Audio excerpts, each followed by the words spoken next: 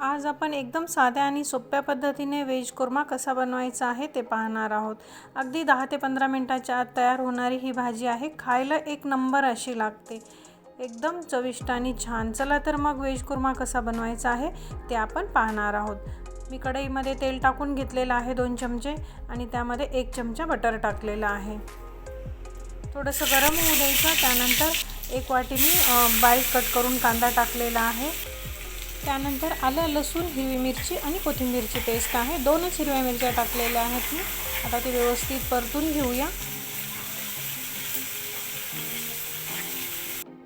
आणि त्यानंतर 1 छोटासा तुकडा दालचिनीचा टाकलेला आहे आणि 2 तेजपत्ता टाकलेला आहे। थोडंसं परतून घ्यायचं आहे आणि त्यानंतर 1 वाटी मी टोमॅटो टाकलेला आहे, म्हणजे मोठ्या साईजचा 1 टोमॅटो आहे तो टाकून घेतलेला आहे। थोडंसं व्यवस्थित छान मिक्स होऊ द्यायचं त्यामध्ये आणि त्यानंतर अर्धी वाटी गाजर, अर्धी वाटी बटाटे टाकलेले आहेत, अर्धी वाटी शिमला मिरची टाकलेली आहे आणि त्यानंतर अर्धी वाटी मी फ्लावर आणि मटार टाकलेले आहेत, फ्रेश मटार आहेत।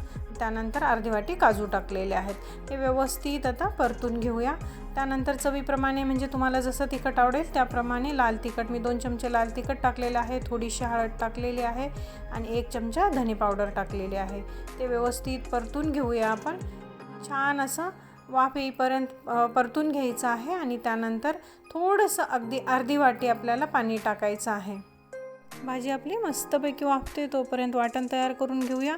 ओला नारळ घेतलेला आहे मी अर्धी वाटी, थोड्याशा कोथिंबीरच्या काड्या घेतलेल्या आहेत, थोडे काजू, 1 चमचा मी खसखस घेतलेली आहे, थोडंसं मीठ टाकलेलं आहे। बारीक पेस्ट आपण तयार करून घेतलेली आहे आणि आता ती भाजीत ओतून घेतलेली आहे।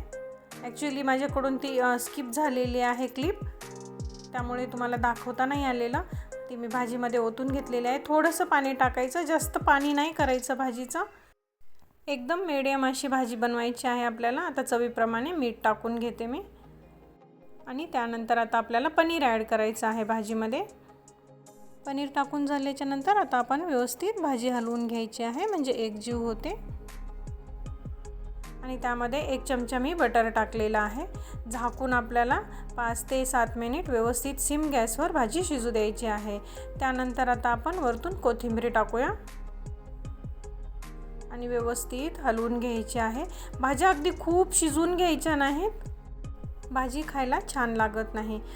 आपण भाजीमध्ये ओल्या नारळाचं वाटण करून टाकलेलं आहे ना, त्यामुळे भाजीला खूप मस्त अशी चव येते, वेगळी भाजी लागते छान अशी। आहे की नाही बघा बरं, एकदम साधी आणि सोपी भाजी, अगदी 10 ते 15 मिनिटाच्या आत तयार होणारी आहे। एकदम साधी आणि सोपी रेसिपी आहे, फक्त भाज्या कट करायला तेवढा वेळ लागतो, बाकी काही नाही। एकदम छान अशी भाजी मस्त तयार होते। आहे की नाही साधी आणि सोपी, बघा बरं। रेसिपी आवडली असेल तर नक्की करून पहा। बाय।